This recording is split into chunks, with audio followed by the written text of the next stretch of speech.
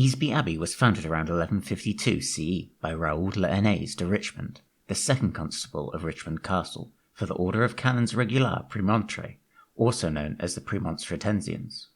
This religious group was founded by Saint Norbert of Xanten in 1112 CE, breaking away from most of the monks' ideology following the rule of Saint Benedict. Norbert instead decided to found this new order to follow the older rule of Saint Augustine, which better suited his aims that they should serve communities by charitable work, preaching and teaching. King Stephen of England granted the Premonstratensians 2 carucates to build Easby Abbey, the third religious house to be founded in England for the group. A carucate is a medieval unit of land equivalent to 120 acres. Raoul was granted by King Stephen, Lord of Aldeborough, Burton, and most of Emsart's lands. There was most likely already an existing religious community on the site before the abbey was built, that was absorbed into the new endowment of land of the Premonstratensians, who chose to wear white robes and became known as the White Canons. They owned flocks of sheep from early in their tenureship, and sheep farming was most likely their main means of support.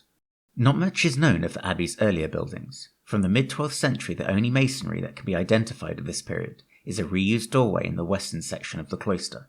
In the later part of the 12th century, leading into the 13th century, Easby must have been prosperous. With this and the increase in number of white canons, the original buildings were replaced on a grander scale. The descendants of Raoul held the constableship of Richmond and the lands attached to it up until the late 13th and 14th centuries, when they began to sell off their estates in stages. Easby eventually passed into the hands of the Scrope family, who were based in Bolton and Wensleydale.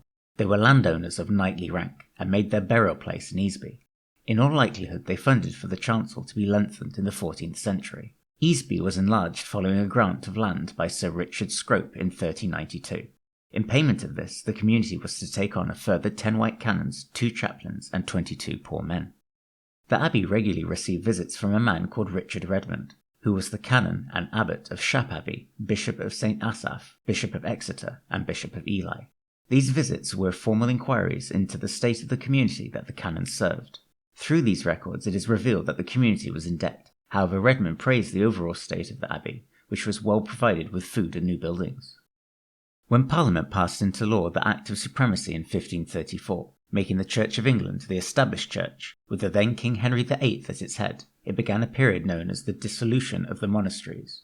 This was a set of administrative and legal processes where King Henry disbanded convents, friaries, and monasteries in England, Wales, and Ireland, and seized their income and assets. Henry sold off some of his newly acquired lands to fund his military campaigns in the 1540s. These campaigns resulted in the country coming close to bankruptcy. Because of the new Act of Supremacy, Easby closed in 1536. Of the remaining canons, there were now only 11, and the abbey and lands were let to Lord Scrope of Bolton for £300, which today totals around £200,000. As a result of the king's break away from the Catholic Church, a revolt began in Yorkshire during October of 1536. This spread to other parts of the country, including in Richmond, where it was a major centre of the uprising, which became known as the Pilgrimage of Grace. In December of 1536, the town's bailiffs restored the canons to Easby. The revolt was short-lived, however, and by February 1537, King Henry wrote to the Duke of Norfolk stating that, "You shall, without pity or circumstance, cause the monks to be tied up without further delay." The Duke at this time was engaged in crushing the rebels, and this was a request from the king to perform hangings. After the deed was done, the abbey was returned back to Lord Scrope. In 1538, many of the buildings had been partly demolished, including the church which was the Scropes' family burial place. It is likely not a decision that they made, but rather was destroyed under royal order to stop future monks from returning. By 1550, the Scropes gave up the lease. The abbey and its estates then began passing through numerous hands before returning back to the Scropes almost 30 years later, in 1579, by Henry, Lord Scrope of Bolton. There is no evidence of 16th and 17th century work carried out from what we see in the ruins today, suggesting that the buildings were not reoccupied as a residence. The family held on to the Easby estate until the death of Emmanuel Lord Scrope in 1630, where it passed via marriage of his daughter to John Grobham Hoe. In 1816, Robert Jacques purchased the abbey. The Jacques continued to own the ruins up until 1930, where they were taken into the guardianship of the Office of Works. The Office of Works has long been dissolved, and its responsibilities have been under different departments within the government over the years, leading to the ruins today being managed by English Heritage. The earliest engraving found of the site dates back to 1721, which shows the ruins looking similar to what remains standing today, indicating that the theft of stone had taken place long before.